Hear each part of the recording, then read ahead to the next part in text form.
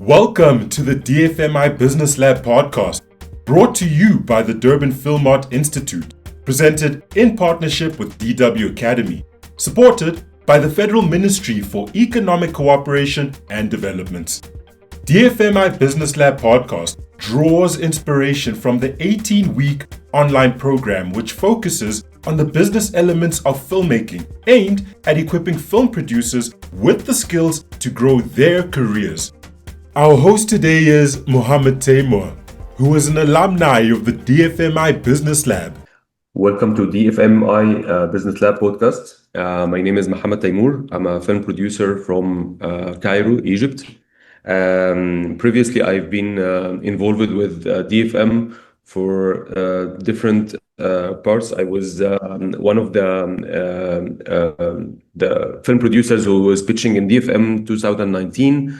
And then I also was part of the Readers Committee later on with the DFM, also with the different Durban Film Art.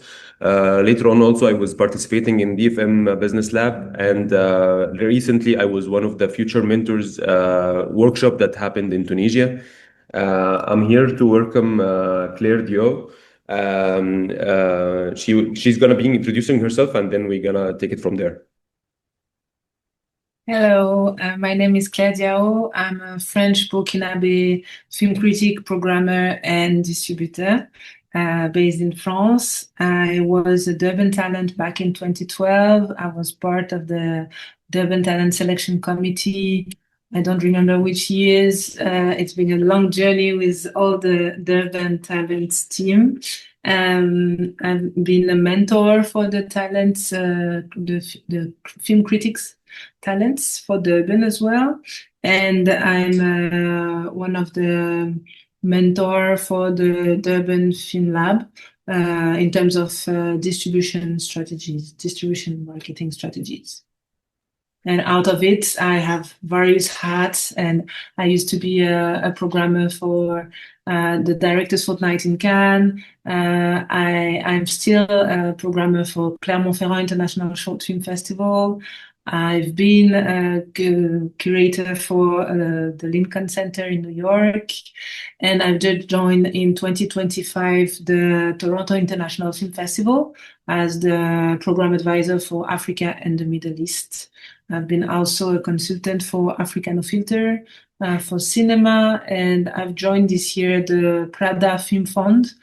So the Fondazione Prada in Italy, which has secured €1,500,000 for development, production, and post-production. Hi Claire, how are you? So I think it's gonna be more maybe in the beginning we're gonna just breaking the ice.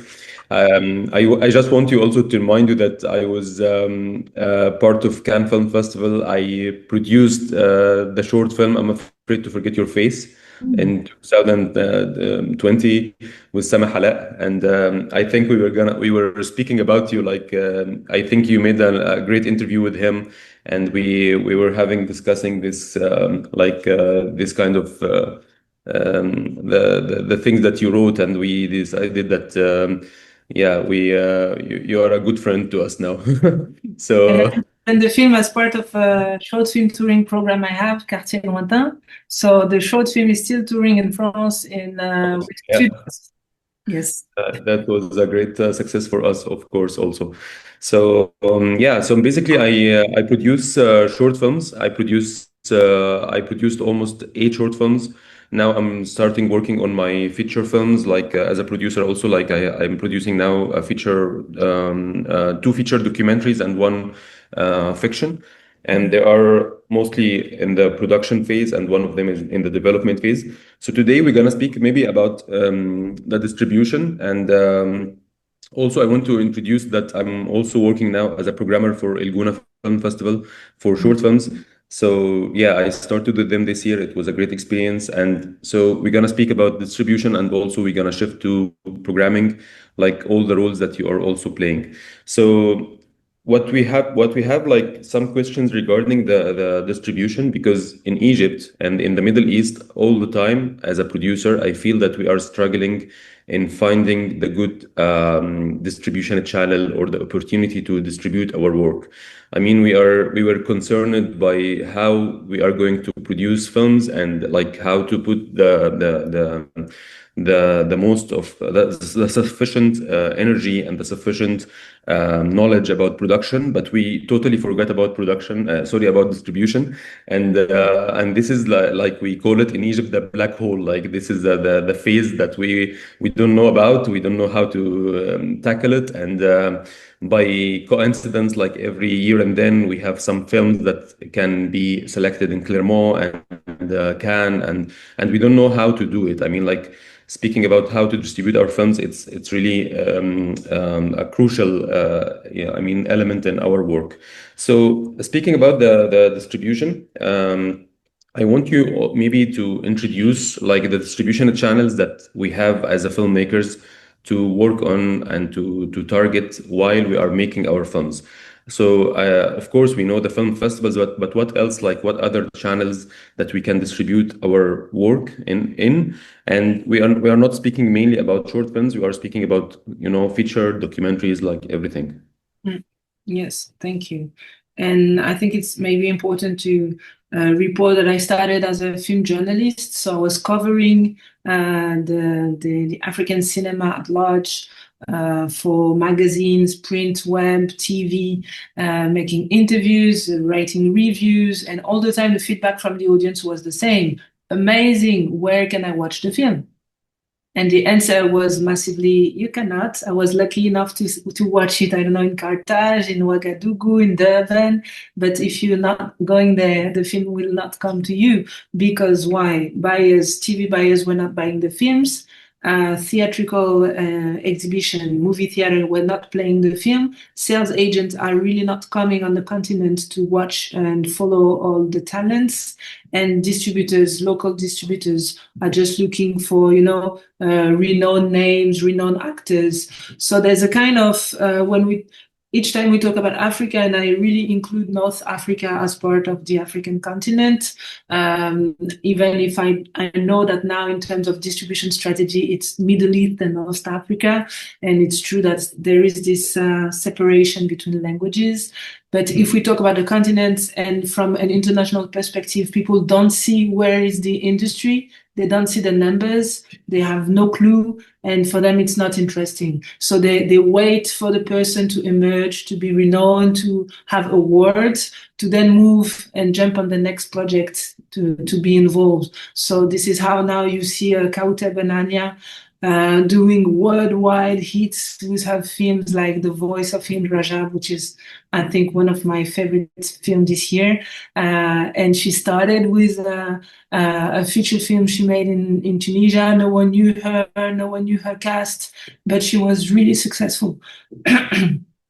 So yes, just to say that distribution channels, there are plenty. And of course, on the continent, the only one we know and we manage is the film festival circuit, because we do have some on the continent, we do have some outside of the continent, and it's almost a game, let's say, that you submit and maybe you're lucky enough to be selected. And if you're selected, then the fantastic journey can sometimes start, sometimes not.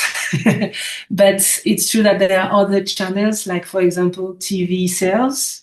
But TV sales, as I said, TV buyers are mostly not going on the continent to check what's going on. Sometimes even Durban, FESPAC, or Carthage are not in the list of projects they can scoot. So I know there are many efforts now done by Marrakesh Film Festival in terms of Atlas Workshop, all the labs, Ouaga Film Lab, which became Atelier du Grand Bassam in Ivory Coast. You have also the Great Lakes and Indaba kind of workshops and labs, Realness Institutes. All those kind of labs can highlight projects, but we still lack the interest from those international buyers and professionals. to come on the continent and discover the projects. So they mainly wait outside of the continent when those projects are coming. If you are selected at Cinemart in Rotterdam, if you are selected at EFM at the Berlinale, if you are selected at the Cine Fondation, La Fabrique des Cinémas du Monde in Cannes, if you are selected at Venice Bridge or Final Cut in Venice, or if you go to, I don't know, Locarno Film Industry, there's the places where they are and where they are looking at the projects.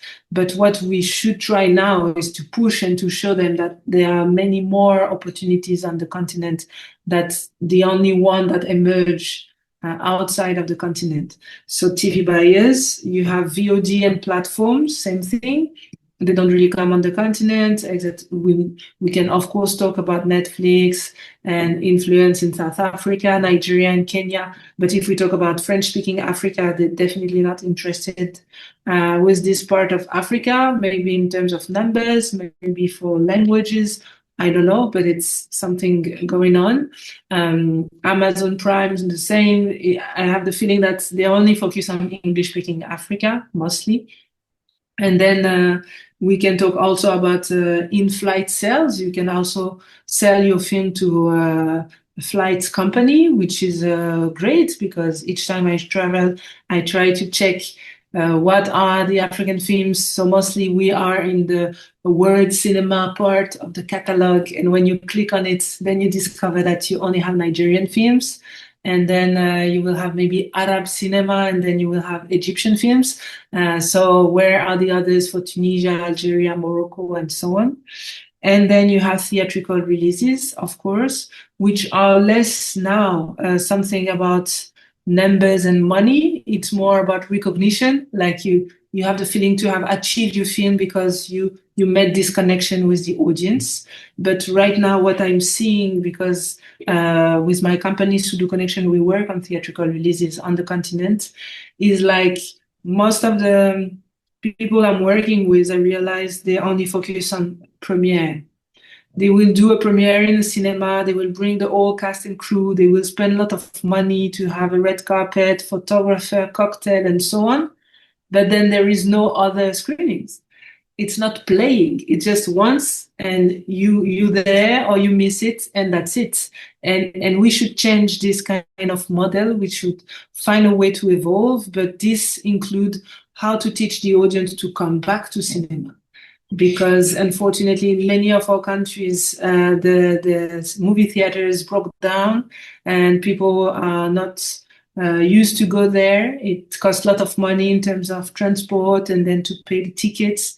We are all coming from big families, so it costs a lot to pay tickets for everyone. And sometimes also in terms of traffic, cinema are far from our houses. So do you go by taxi? Do you go by feet? Do you go by public transport? Or do you have your own car and your own motor? Then you have to pay for the gas. So all this addition of all these elements make it complicated for people to go to cinema. And then it ends that people prefer to watch film on TV or wait for the film to be on platforms. Now we have satellite, we have internet. So I think the worst thing is when you release a film and people ask, okay, when will it be on Netflix? You're like, what? I'm struggling. I'm inviting you to come to the cinema and you're just waiting for the film to be on the platform. I don't know if the platform will want this film. So sometimes we have to reinitiate the magical part of connecting the audience with the film. I think it's a really long answer, but I hope I answered to your question. No, it's opening like more questions actually. So it's thank you. So we talked about two things maybe that I'm trying to dive more in them. Like one about the continent, about Africa, and how is it accessible to the other, like the rest of the world. And the other thing maybe also, like I'm thinking about the audience of this podcast who will be also intrigued about, like they want to know more about the distribution and how they do it, and of course when they are make like their second or first or second short film or feature film, even they are not like this kind of film directors who are like they are not established yet, they are not like aware of a good network of distribution, and they just want to find their first way.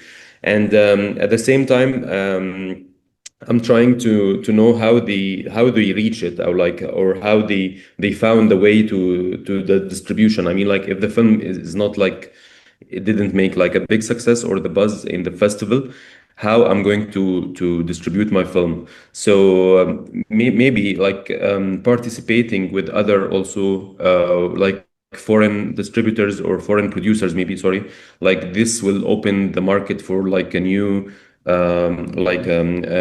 market outside Africa. So I'm speaking about the necessity of attaching a co-production from a foreign country on our films from the beginning, because I feel the same in Egypt and the Middle East. Like we are always like trying to find co-productions from France, from Germany, from the Europe mainly, just to to find a way and access this kind of market. And I feel like these kind of films who success to make these kind of co-productions in the beginning, these films that it ends up maybe in the foreign festivals or like getting some recognition or something. So do you agree to this? Is this maybe the strategy that we have to follow as producers also to make it easier for the distribution phase? Inside and outside, I can see different strategies. I can see and mostly English-speaking African producers focusing on making deals before shooting the film. So, for example, TV platforms. So they secure this kind of distribution after the making of the film, and they maybe do 2, 3, 10, 20 film festivals but it's additional, let's say. And they're not looking for theatrical releases and so on, because they already made the kind of, deck budget plan, like it would be like this. And then you have other producers, mainly from French-speaking Africa, who do the film and then try to look for distributors afterwards. So they try to have a good world premiere, and from touring in film festival, trying to meet sales agents, distributors, and secure this kind of distribution. They mostly have pre-sales with some TV platform, which can also be discussed, because those TV platforms request a certain duration of months of the film that should be available on their platform, which cuts a little bit the project of distribution. Of course, you can negotiate with them, but they were used to have no theatrical distribution at all. So they were just financing the product that will come on the TV. And for North Africa, mostly I see a lot of co-production with Europe, maybe because of the Mediterranean as well, which helps, of course, the film to emerge out of the continent. But there's also a big door that opened since 2010 with the Middle East, and many opportunities going on there with much more money than in some different African countries. Okay, so I'm gonna speak about also the situation here in Egypt, also in the Middle East, because I feel like a lot of similarities. So we have a lot of filmmakers, we have less production companies, and we have less distributors. So we are like struggling to find all the time the suitable like kind of producer who is going to be with me like as a director on my film. And also, and when we finish, we struggle to find the most understanding kind of distributors who will love the film in the beginning, and also who will be able to make the festival strategy and so on. So that leads some filmmakers to the self-distribution, like to try to distribute themselves their films, and they apply for certain kind of festivals, and then maybe if the festival is selecting our film, then they will find there the perfect distributor. What do you think about this? Like, should we try to all the time to chase like the distributors, trying to find the distributor from the beginning, or do you recommend that we apply in the beginning and then we get selected and then maybe we find the distributor? I mean, like also in another way, I'm shaping the question again, like how to choose your distributor, how to find your distributor, and how to choose the perfect one for your film. That's my DFM lab session. I just thought the participants yesterday, like, really choose carefully your partners and don't believe that because they're coming from the Western world, they will be your savior, they will have a lot of money and your film will do amazing. Sometimes you have people interested in your film for wrong reasons, and you still have this North and South relationship, which is coming from colonial stages with, a kind of paternalistic way of, we are the one, we are carrying the films. I see so many fights between producers from North and South, and it's like a nightmare to think that still in the 21st century, we are still facing the same issues all the time. So I will say that if you need to select someone or to choose distributors, of course, it will take a long time for them to answer because they have a lot of requests. And even myself with Sudu Connexion, which I didn't introduce, which is a sales and distribution company I launched in 2016. So it will turn 10 next year. Sudu means house in Pular, and connection is really this idea to connect on one side African filmmakers and producers, and on the other side, all those international buyers, programmers, distributors, exhibitors who are unaware of the talents we have on the continent. So we work on short film, middle length, and feature films, and all genre, and we do all those film strategies and sales and theatrical distribution. So even myself, I receive tons of screeners that I don't have time to review. So people are really looking for it, and I see it. I even ask, where did they hear about us? So some is a recommendation, some it's online, some it's through film festivals because they watch film that we distribute. But yes, so the first thing is make a list of the available distributors. But first of all, check the lineup. Like, you will definitely not send your, social documentary to a horror or genre distributor really specialized in his field. So you need to check the lineup, see if there are projects that look like yours. See also the catalog. Do they have tons of film, or do they have a limited amount of films that they can push? Discuss with them, meet them. So of course now we have internet, so we can do online meetings. And then if you can make physical meetings in some festivals or labs or places like that, it's nice as well. It's a long journey. It's like a wedding. So you need to really align together on the same goals for the film. And yes, as I said, when you come from the continent as, let's say, an unknown producer with an unknown director, with an unknown cast, it's hard to find a distributor. So there are two options. One, you push and you apply, you submit to some distributors and you continuously send them emails. Or you got selected somewhere and they are checking the lineup and they are the one reaching to you, which is mostly what is coming when you are selected in an A-list film festival, because everyone is waiting for the press conference to see the lineup. And once the lineup is announced, they know that even before the press conference, usually programmers are directly in contact with sales agent distributors to let them know that, oh, we have few titles without any distributor attached or without any sales agent, and then they position themselves.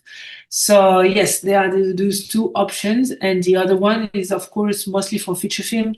If you develop your project through markets and through labs, like script stage, development stage, production stage, of course, you're going to meet people and your project will be scouted and you will have a kind of stamp on your project that will help those international buyers or distributors to have a look on your project, believe in it, and follow you. But it's true that when they don't know you, they never worked with you, it's good to have a previous film to send them for them to have an idea of your project, or sometimes to wait for the rough cut for them to have a real idea of what's going on, what you're doing, to be attached on the project. But yes, I will say there is no one recipe. Every film has different strategies. And same thing, if your film is not selected in the A-list film festival, doesn't mean that the film won't tour. Sometimes you have really successful films traveling worldwide, request all the time, that have not premiered at all in a big film festival. They just started the journey, and then people loved it, and it's going everywhere. And some films will absolutely not work in film festival, but they will do a huge box office locally. So it's also something really important to notice. And sometimes you have films doing everything like film festival, theatrical releases worldwide, and Oscar campaign and so on. Okay, so I will move to another question that is not related to the past, but I'm curious about like how do we find the future distributors of our world? Like how do we find like future like candidates for being distributors? For example, I'm sharing with you a personal experience.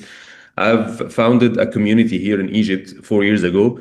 It's called Egyptian Film Producers Club. So it's basically a club or a community for finding and empowering future producers for making their films in Egypt. Because like I told you before, we have so many filmmakers, we have less film producers, and we need to find more producers in order to produce these amazing kind of ideas.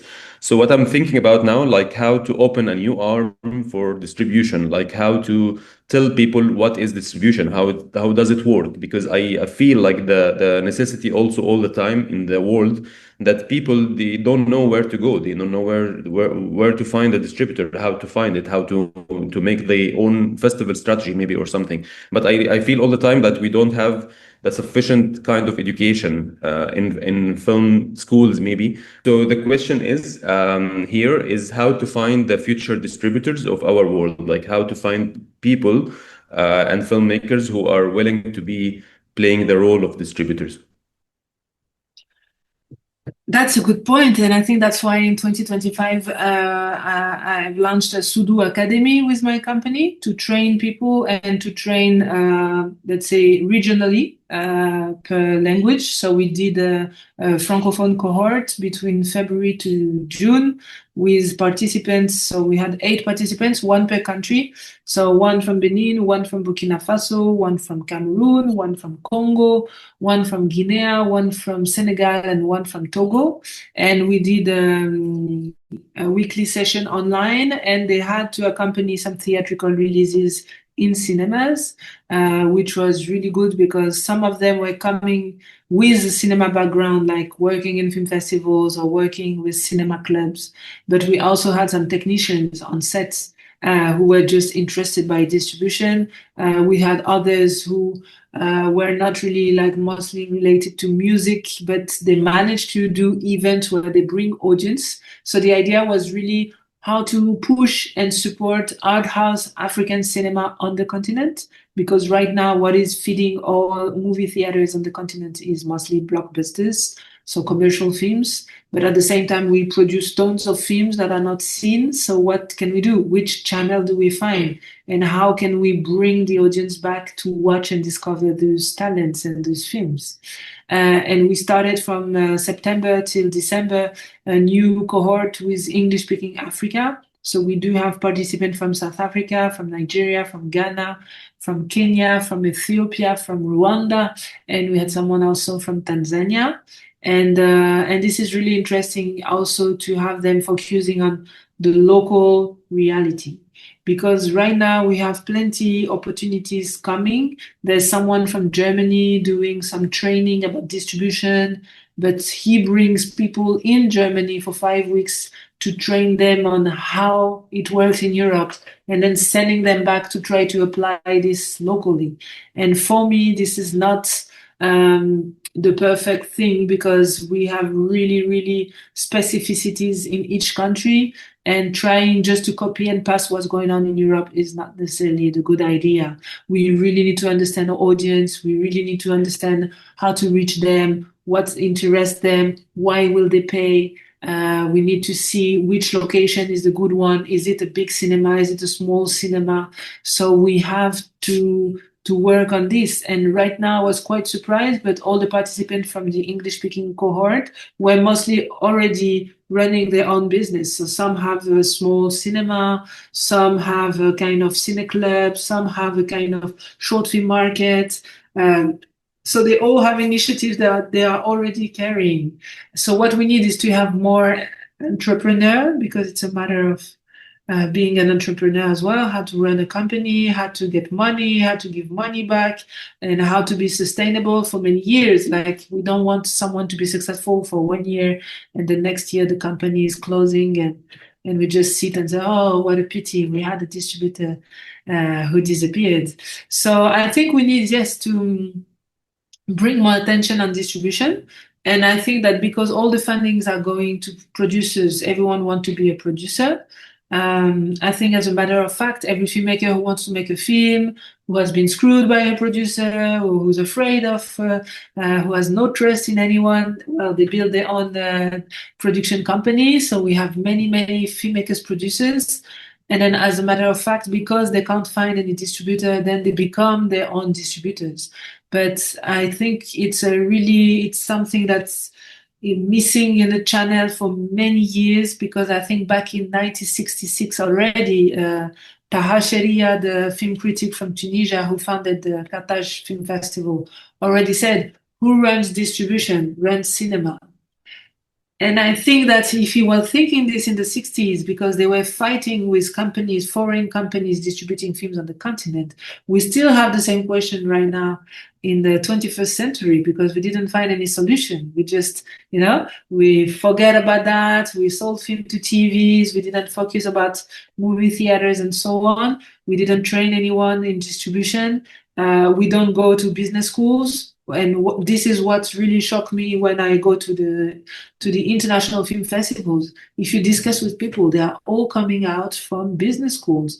They are selling products. But we on the continent, we are just artists. If you ask people, oh, I have a film studies degree, and I have an MA in film, literacy, and I don't know, theory of cinema, but we're really not coming from this kind of background. So how can we fight with the guys who only talks about numbers while we are just pushing an artistic vision?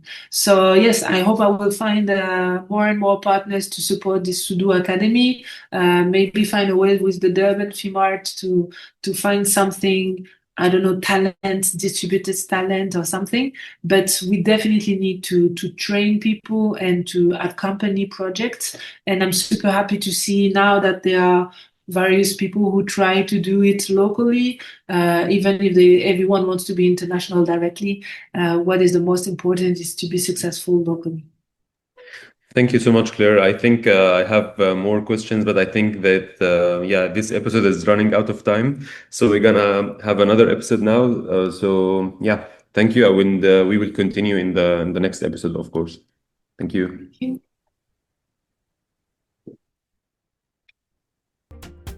Thank you for listening. We hope that you learned something new, or that you felt compelled to further interrogate your professional practice. Never miss an episode. Find us wherever you get your podcasts, or sign up to filmart.africa for exclusive video content from this episode, where the African film industry unites.